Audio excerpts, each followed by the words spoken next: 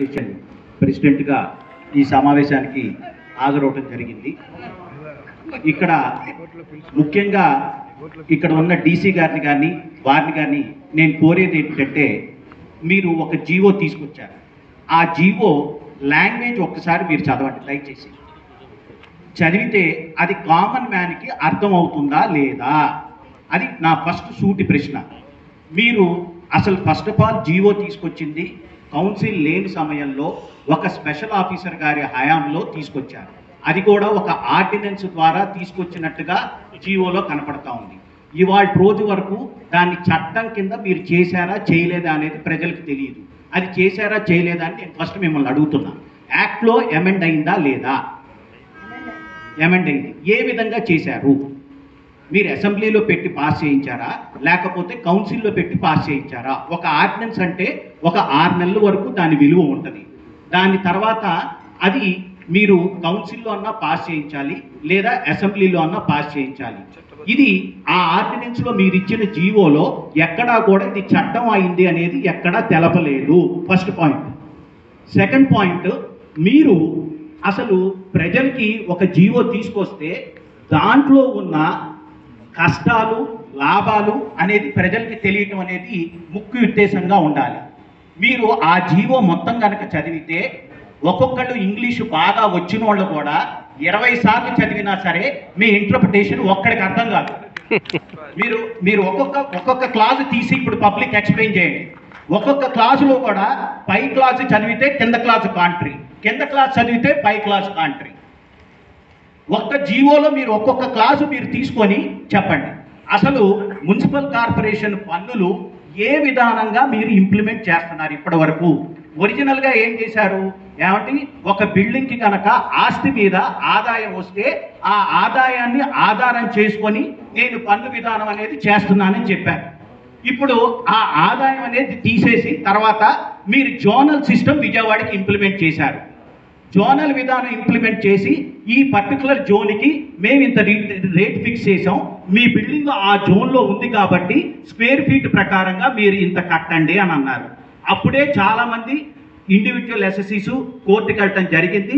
విజయవాడ కోర్టులో చాలా కేసులు, కొన్ని వేల కేసులు విజయవాడ మున్సిపల్ కార్పొరేషన్ ఓడిపోవటం జరిగింది.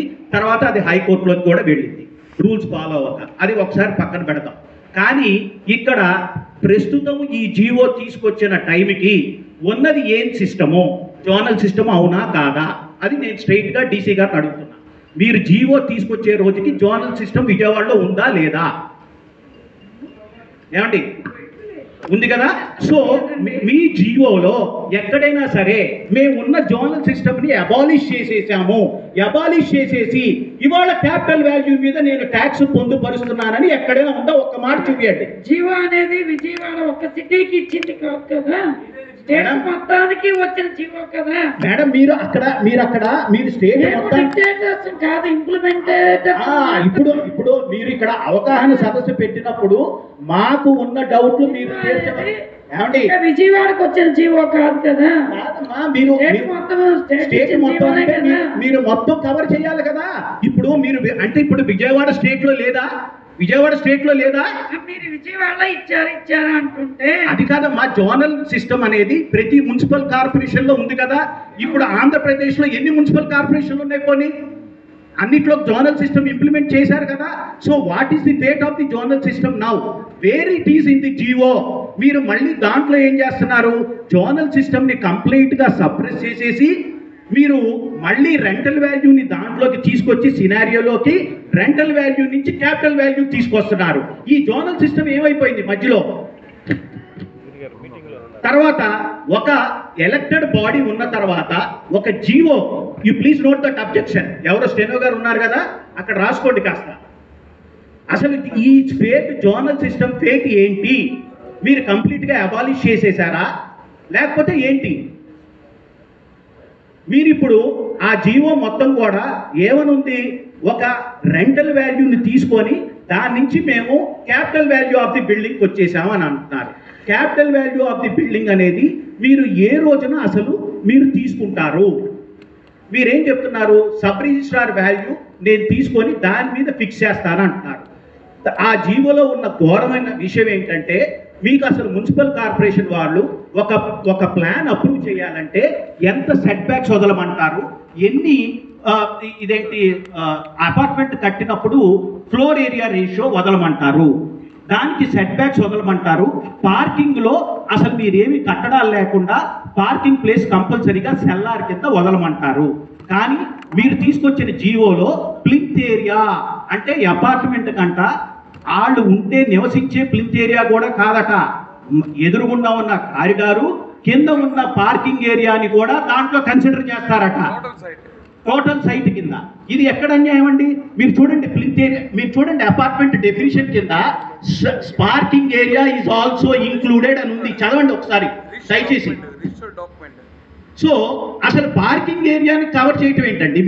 మీరేమో మున్సిపల్ కార్పొరేషన్ వాళ్ళేమో పార్కింగ్ ఏరియా వదలకపోతే మేము ఇవ్వమంటారా అప్రూవ్డ్ ప్లాను? ఇవాళ క్యాపిటల్ వాల్యూని తీసుకోవాలి అంటే పార్కింగ్ కేసు ఏదైతే వదిలేసామో దాన్ని కూడా మేము క్యాపిటల్ వాల్యూ కింద తీసుకుంటామంటారా? ఎక్కడిది చట్టబద్ధం? మీరు అసలు జీవోని తెలుగులో ఎందుకు ప్రచురించలేదు? ప్రజలకు అర్థం కావద్దా? ప్రజల అభ్యంతరాలు తెలపాలి అనంటే ఆన్లైన్ సిస్టము, లేకపోతే ఇది అనంటే ఎట్లాగా? ఏ సచివాలయంలో ఎక్నాలెడ్జ్మెంట్ ఇస్తున్నారు మేము ఇస్తే అబ్జెక్షను? మీరు ఏమైనా చెక్ చేశారా ఇవాళ రోజు వరకు? ఎక్కడైనా సచివాలయంలో మేము ఇచ్చిన అబ్జెక్షన్కి మాకు ఇన్ రైటింగు మీరు ఇచ్చారని అక్నాలెడ్జ్మెంట్ ఇచ్చారా? సో ఇక జీవో తీసుకొచ్చి అభ్యంతరాలు తెలపమని చెప్పి ఏమిటిది అన్యాయం? ఇప్పుడు మీరు ఒకసారి ఒక అవగాహన సదస్సు అని అంటున్నారు, అవగాహన సదస్సు లేకపోతే ఏదోటి అబ్జెక్షన్ కావాలి అంటే ప్రజలకి ఆ జీవో యొక్క అర్థం తెలియాలి. అర్థం తెలియకుండా కాంప్లికేటెడ్ ఇంగ్లీష్లో ప్రతి క్లాజ్కి, పై క్లాజ్కి, కింద క్లాజ్కి అర్థం లేకుండా కాంట్రడిక్టరీగా ఉన్నాయి ప్రతి క్లాజులు కూడా. మీరు 10% అంటారు ఒక చోట, no more than not 10%, not more than 15% అంటారు. మున్సిపల్ మినిస్టర్ గారేమో అబ్బే మీకు ఉన్న ట్యాక్స్ మీద 15% అంటే ఎక్కువ పెరగదండి అంటారు వారు. అసలు జీవోలో ఉన్నది వేరు, మున్సిపల్ మినిస్టర్ గారు చెప్పేది వేరు, ఆఫీసర్స్ చెప్పేది వేరు. ఇది ఎట్లాగా ప్రజల్లో ఏ విధంగా మీరు జీవోని లోపలికి తీసుకెళ్ళి వాళ్ళకి అర్థమయ్యేటట్టు ఎప్పుడు తీసుకొస్తారు? మీరు ఆ ఇంగ్లీష్లో ఉన్నదానికి మీరు చదివి ఒక్కొక్క క్లాస్ చెప్పండి, నేను క్వశ్చన్ అడుగుతా. మీరు చెప్తానంటారు కదా, ఇంకా అక్కడి నుంచి జీవో ఎక్స్ప్లెయిన్ చేస్తానంటున్నారు కదా, ఒక్కొక్క క్లాస్ ఇంగ్లీష్లో చదివి మాకు తెలుగులో చెప్పండి, నేను చెప్తాను ఒక్కొక్క క్వశ్చన్కి answer. See that GO is such a complicated English. Even an English professor cannot read and interpret the clauses when it is read in toto. ప్రతి క్లాస్కి కాంట్రడిక్టరీ. అట్లాగే ఇప్పుడు క్యాపిటల్ వాల్యూ తీసుకుంటాం అంటున్నారు. క్యాపిటల్ వాల్యూ తీసుకుంటాం అంటే నాకంటే ముందు వక్తలు కూడా చాలా మంది మాట్లాడారు. ఏమని మాట్లాడారు? ఇప్పుడు ఏమంటే మేము ఎప్పుడో ఇల్లు కొనుక్కున్నాము, నేను ఎప్పుడో మా తాతలో మా తండ్రిలో ఎవరో కొన్నారు, వాళ్ళ తరతరాలుగా నేను అనుభవిస్తుంటే నేను ఆస్తిని పాడు చేయకుండా కాపాడుకున్నాను, అది మొత్తం నా సెల్ఫ్ ఆక్యుపేషన్లోనే ఉంది, ఒక్క రెంటల్ ఇన్కమ్ కూడా లేదు, దానికి కూడా మీరు క్యాపిటల్ వాల్యూ వేయటం ఏమిటి? అసలు ఎగ్జంప్షన్స్ ఏమన్నా ఉన్నాయా ఇక్కడ? మీరు జీవోలో ఏమో రెంటల్ వాల్యూ నుంచి నేను క్యాపిటల్ వాల్యూ మార్చేస్తున్నాను అన్నప్పుడు అసలు నాకు రెంటే రావట్లా. మీరు క్యాపిటల్ వాల్యూ తీసుకొని దాన్ని ఇవాళ ఉంది అని అంటే కనుక ఏం చేయాలి? ఆస్తులు అమ్ముకొని మీకు మున్సిపల్ ట్యాక్సులు కట్టాలా? ఎట్లా? దానికి ఒక నియమబద్ధత అనేది ఉండాలి. ఒక చట్టాన్ని తీసుకొస్తే కనుక ప్రజలకు ఉపయోగపడేటట్టుగా ఉండాలి. కానీ ఏ ప్రభుత్వమైనా ప్రజల చేత తిట్టించుకోవటానికో ప్రజలకి భారం అయ్యేటట్టు ఉండకూడదు. సో ఈ 198కి చట్టబద్ధంగా ఎక్కడ ఉన్నది అసలు ఇవాళ రోజున? మీరు క్యాపిటల్ వాల్యూ నుంచి రెంటల్ వాల్యూ నుంచి క్యాపిటల్ వాల్యూ అన్నారు, మున్సిపల్ కార్పొరేషన్లో ఉన్న జోనల్ సిస్టమ్ గురించి మాట్లాడరు, అట్లాగే ఒక స్పెషల్ ఆఫీసర్ ఇచ్చేసిన దానికి చెప్తున్నారు, లింక్ ఏరియా అంటే ఇవన్నీ అంటున్నారు, మళ్ళీ దాంట్లో కూడా ఫస్ట్ ఇయర్కి ఒక టైప్ ఆఫ్ ట్యాక్స్ అంటున్నారు. అట్లాగే రేపు పొద్దున క్యాపిటల్ వాల్యూస్ కనుక గవర్నమెంట్కి ఎప్పుడు రెవెన్యూ అయితే అప్పుడు అవసరమైతే వాటిని పెంచుతారు. పెంచిన దాన్ని బట్టి ఇక్కడ అద్దెలు పెరిగినాయా లేవా, లేకపోతే ఇక్కడ అదే సెల్ఫ్ ఆక్యుపేషన్లో ఉన్నవాళ్ళు తరతరాలుగా నా తరం తర్వాత మా అబ్బాయో మా మనవడో ఎవరో ఒకళ్ళు ఉన్నా కూడా మీరు క్యాపిటల్ వాల్యూ మీరు తీసుకొని పెంచితే ఎట్లాగా? ఇక్కడ రెంటల్ ఇన్కమ్ ఉందా లేదా ఒక వ్యక్తికి, అతని సెల్ఫ్ ఆక్యుపేషన్లో ఉందా లేదా, సో అది అక్కడ కన్సిడరేషన్ లేదు. మీరు పాతది జోనల్ సిస్టమ్ పెట్టినప్పుడు age of the building, amenities ఇవన్నీ కన్సిడర్ చేశారు. అట్లాగే ఇప్పుడు మీరు ఫర్ ఎగ్జాంపుల్ ఈ జీవోలో not only property tax, there is drainage tax, there is water tax, there is conservancy tax, there is toilet tax.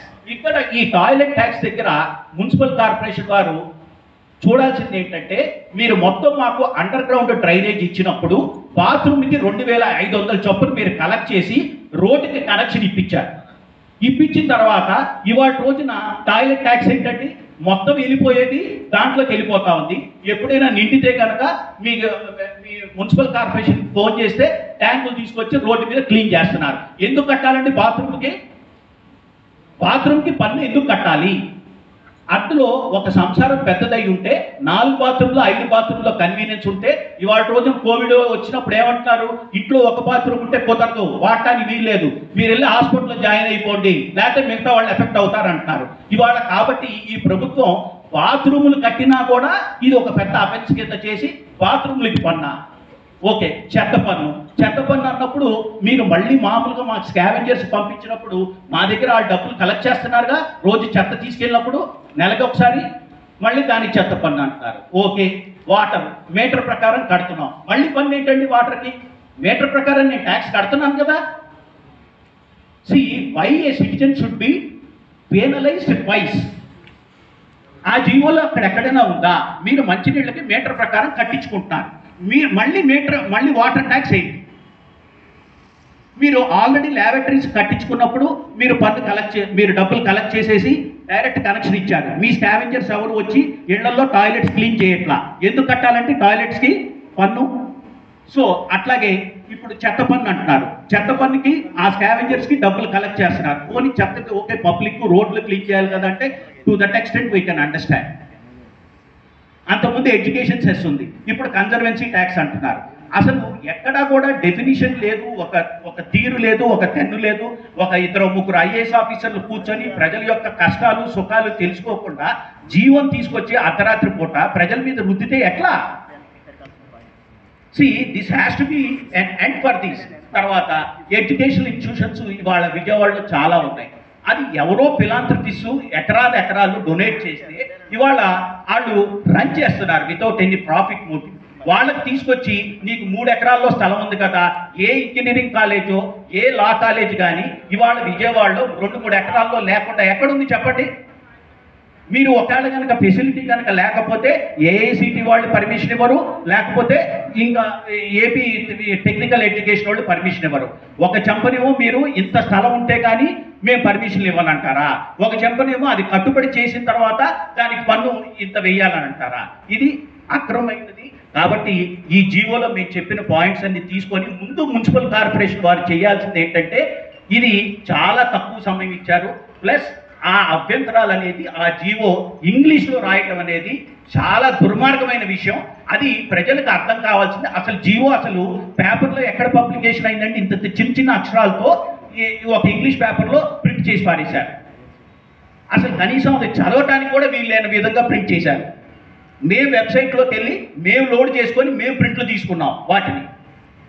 So అసలు ప్రజలకి మీకు ఈ జీవో మీద సరైన అవగాహన ఉండాలా లేదా అనేది కూడా దాన్ని మభ్యపరిచి ఏదో చీకటిమయంగా దీన్ని తీసుకురావటం అనేది చాలా దురదృష్టకరమైన విషయం. దీని మీద తీసుకొస్తే ప్రభుత్వానికే కాదు మున్సిపల్ కార్పొరేషన్ వారికి కూడా చాలా చెడ్డ పేరు వస్తుంది, ప్రజల్లో తిరుగుబాటు వస్తుంది. కాబట్టి మా అబ్జెక్షన్స్ అన్ని దయచేసి నోట్ చేసుకొని మీ కమిషనర్ గారి దృష్టికి తీసుకెళ్లాల్సిందిగా కోరుతున్నాం. ఈ సమయం ఇచ్చినందుకు చాలా ధన్యవాదాలు.